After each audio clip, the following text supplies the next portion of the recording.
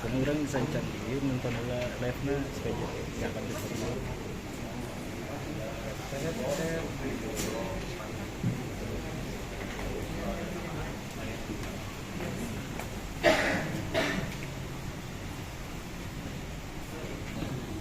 Bapak Kak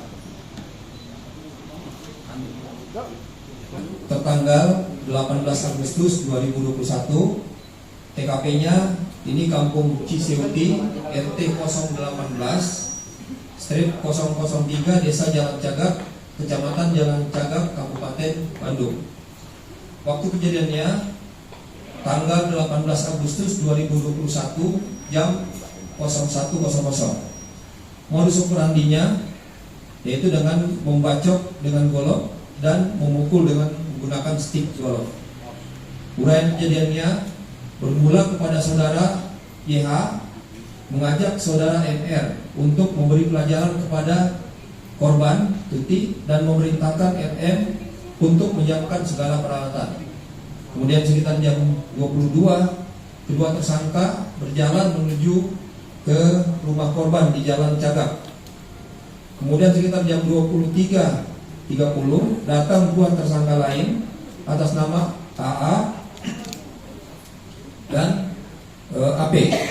Kemudian terjadi tindak pidana pembunuhan terhadap korban atas nama Tuti Suwartini dan Amelia Mustika Ratu alias Amel yang dilakukan oleh saudara YH, kemudian MR, kemudian MM, kemudian AA dan AP yang terjadi pada hari Sabtu 18 Agustus 2021 di TKP Kampung Ciseuti RT 018/003 Desa Jalan Cagak, Kecamatan Jalan Cagak, Kabupaten Subang.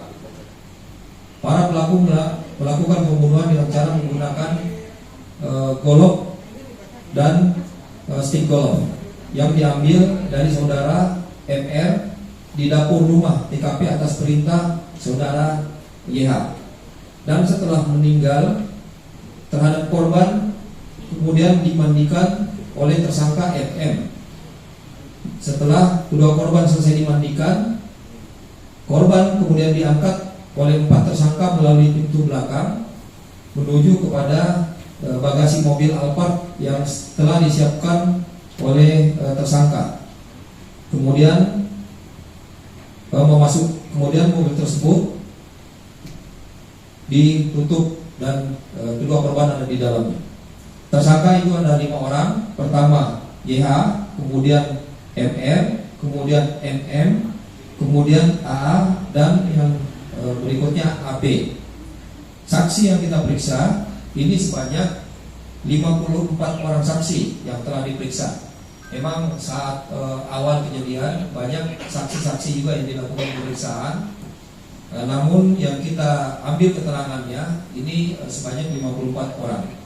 Saksi ahli ada 6 saksi ahli yang kita gunakan, di mana ada saksi ahli forensik, kemudian saksi pidana, kemudian saksi hukum pidana, kemudian ahli DNA dan juga ahli satwa. Barang bukti yang kita sita sebanyak 228 item.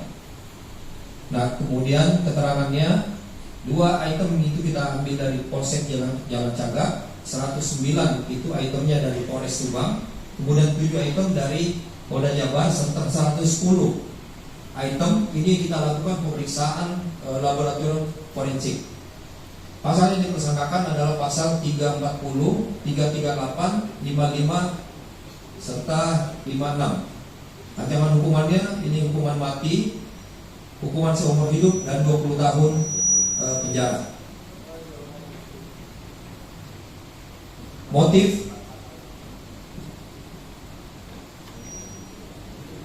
Motifnya adalah diduga permasalahan uang.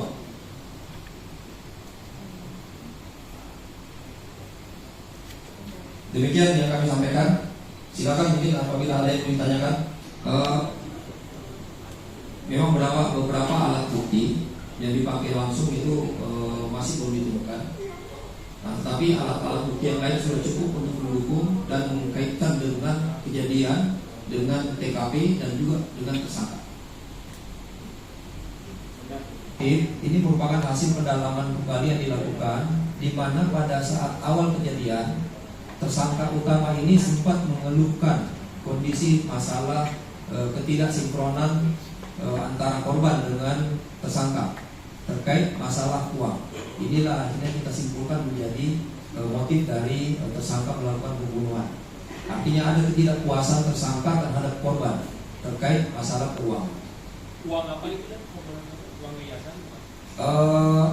Untuk yang sampai kepada saksi, ini penyampaiannya terkait keluhan masalah uang yang sering diberikan dalam bentuk jatah. Akhirnya ini tidak memuaskan tersangka.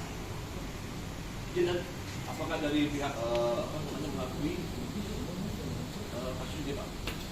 Kalau beberapa tersangka memang pada posisi tidak kooperatif, sehingga beberapa keterangan yang diberikan ini menyampaikan untuk tidak mengakui suatu kondisi, tetapi pada prinsip penyidikan kita tidak semata mengejar pengakuan, karena pembuktian itu digunakan yang didasari oleh scientific investigation dan juga menggunakan hasil laboratorium forensik.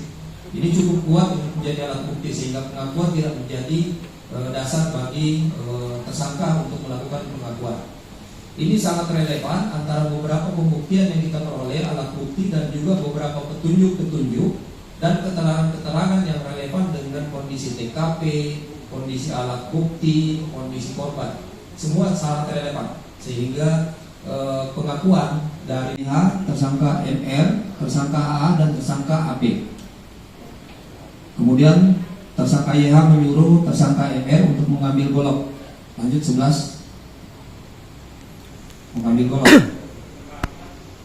Kemudian 15. Maaf, 14. Tersangka tersangka YH terlihat cekcok dengan korban yang disaksikan oleh 3 tersangka lain.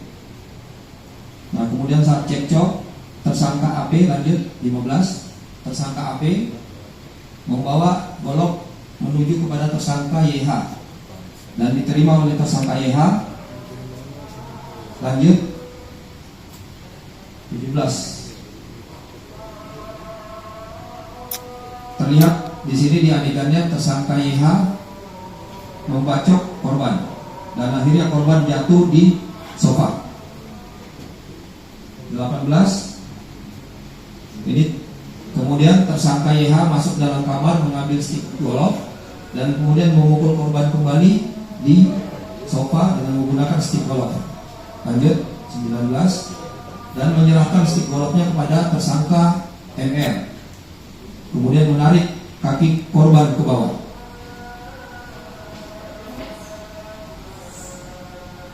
Kemudian 20. Tersangka MR kemudian ikut memukul korban.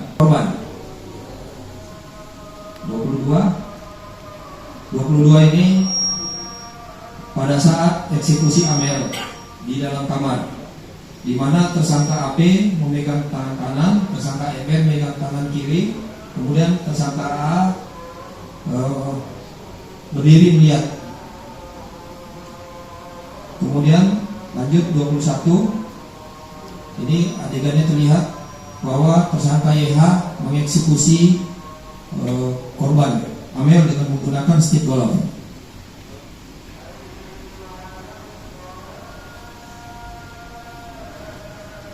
Lanjut 31. Dan disiram air oleh tersangka YH dan tersangka MM. Kemudian 35.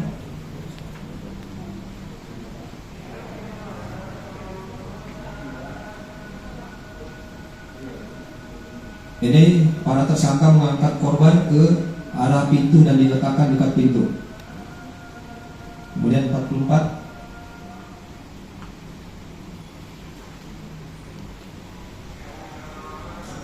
Kemudian tersangka YH mempersiapkan mobil dan memundurkan mobilnya. Kemudian kedua korban dibawa ke, kemudian 40. Kemudian tersangka YH menyuruh saudara tersangka MR untuk membersihkan TKP dengan menyiramkan air ke darah-darah yang ada. Ini ada kalimatnya tuh.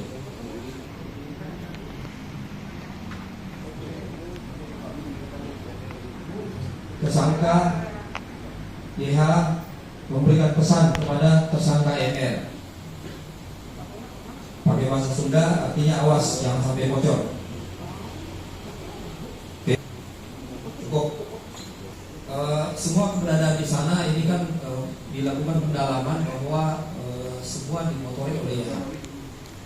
Nah, sehingga informasi kedatangan, kemudian perbuatan yang di sana, peran masing-masing di sini kan sudah terlihat di rekonstruksinya.